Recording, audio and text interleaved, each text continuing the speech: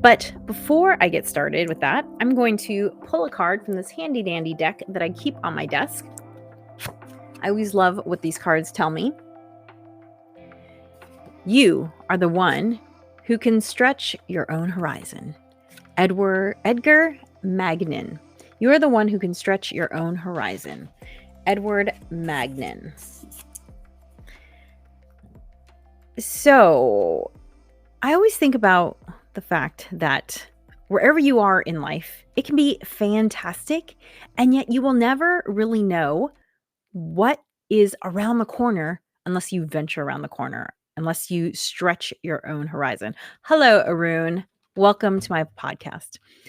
And if you haven't followed me before, then you might not know that I do stand-up comedy for fun. I'm a little more serious than just random. I actually produced my own show for the first time a few months ago, and I'm going to have a second show coming up I'm very excited about.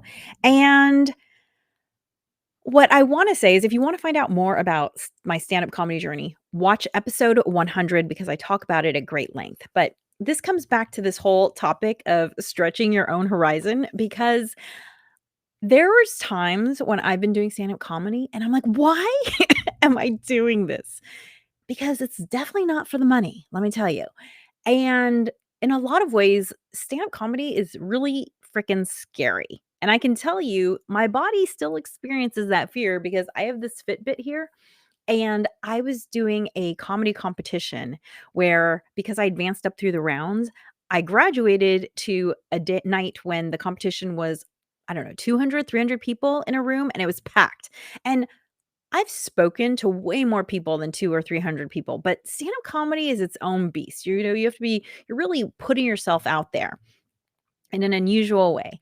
And when I looked back at my heart rate from when I did the 5 minutes of stand-up comedy, by the way, just 5 minutes, you could see my heart went from being, totally normal, like around 100, and then boop, up to 150, just like spike up there for 5 minutes and then came right back down. And I sent a picture, a screenshot of my heart rate to a friend of mine who said, "If I didn't know you were doing stand-up comedy, I would have thought you were having a heart attack."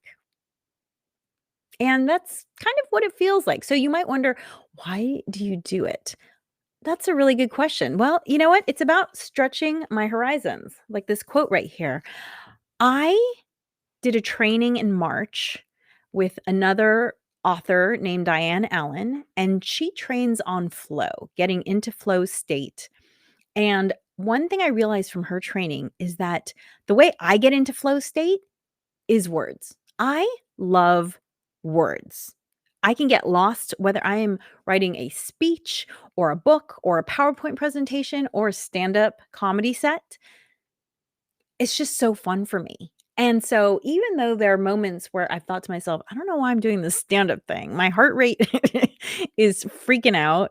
I'm wondering, why am I doing this? It takes time away from my family. It takes, I'm not making money doing this.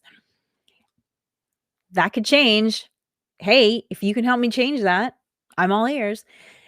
So what I've figured out is that I like doing stand-up because it allows me to play with words in a way that I don't get to play with in any other part of my life, and that's really fun for me. And honestly, it's been a fun journey. I've learned a lot about myself through the stand-up comedy journey. So, you are the one who can stretch your own horizon, Edgar Magnin. I totally agree with this, and I feel like not only do you learn so much about yourself, but the journey can take you to unexpected places.